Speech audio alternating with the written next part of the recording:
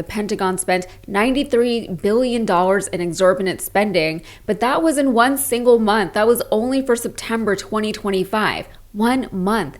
$225 million in furniture, $1.8 million in musical instruments, $2 million in Alaskan king crab, $6.6 billion in foreign purchases, whatever that even means. Meanwhile, the defense that we are doing feels awfully offensive. And what's it all for? Was it to take out the Ayatollah? We've already done that, so why are we still bombing them?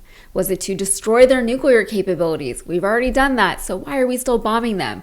Why is it so hard to get information from this administration? And when we do, why is it so impossible to trust that information? And why do different members of the administration contradict one another? NBC News reporter Garrett Haake attempted to get some clarity on that from White House Press Secretary Caroline Leavitt. Haake is a veteran at these White House press conferences, and even he had a hard time. The president said to Fox earlier today that he doesn't believe the new Ayatollah can live in peace. He made a variety of comments suggesting that he should be involved in picking the new Iranian leader. Is the ending of this war also contingent on Iran selecting a leader that the president finds acceptable? And if so, how is that not the definition of a regime change war?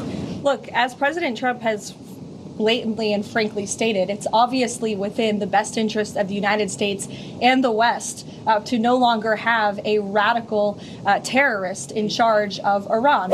Hake's interaction was so contentious that he even addressed it directly on his Instagram story. Okay, I just left the White House briefing, and I want to explain why I asked the question that I asked. Everyone talks about the Iran war timeline, but it's clear to me that it's not a timeline that the administration's pursuing. It's a checklist, and they've been pretty clear about what the military items are on those checklists. Destroying nuclear capacity, Iran's Navy, their ballistic missile program. But my question was, is there also a political item on that checklist? And is that item Trump gets to pick the leader of Iran, that it's somebody who's acceptable to this administration who leads that administration? You heard Caroline Leavitt's answer. She wouldn't necessarily commit to that. I think part of the reason here is that the White House wants to preserve their ability to end the war at any time on the president's timeline. It's why you heard Caroline Leavitt say that the president will decide when Iran has surrendered. That's not how surrender works. Iran would say that they've surrendered. But I think what we have here is the White House that wants to keep the military objectives their own, and that can all be classified, and the political objectives essentially quiet, so they can end it whenever they... Meanwhile, there is talk that Trump is actually trying to bait an attack on U.S. soil, which is something that people have expressed concern over, and by people, I mean me. When September 11th happened, it was very much in retaliation for what the U.S. had been doing for years in the Middle East. The difference then was that it wasn't being live streamed in the 90s. The American people had no idea why we'd been hit, so when our president told us that they were just jealous of our freedoms, for real, that's what they said, a lot of people, the majority of people, just believed it. They're already trying to peddle that line out again. I've already heard it from conservative commentators, as if most of us weren't around 25 years ago when that was the line.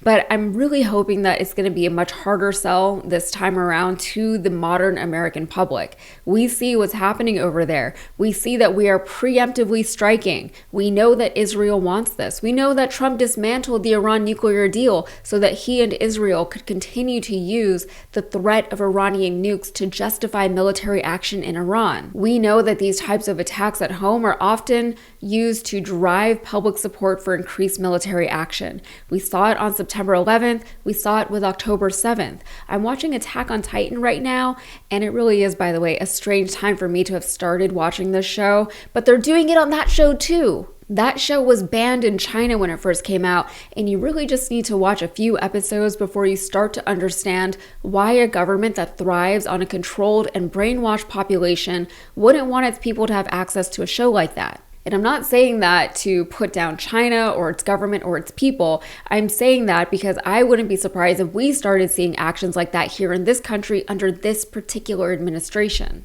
The only difference between today and 2001 is that this administration doesn't care so much for public approval for anything. This war in Iran, which they refuse to call a war because semantics, is the least popular military operation this nation has seen. And they're still going through with it as if everyone is on board with it. They're still throwing our money and weaponry at it as if all of it is renewable. It is not. There is no endgame here that works out for the American people. There is no short-term pain for long-term gain. There is just betrayal. Your president has betrayed you. All right, that is it for me. If you got anything out of this, please like the video and subscribe to the channel for more. Thanks.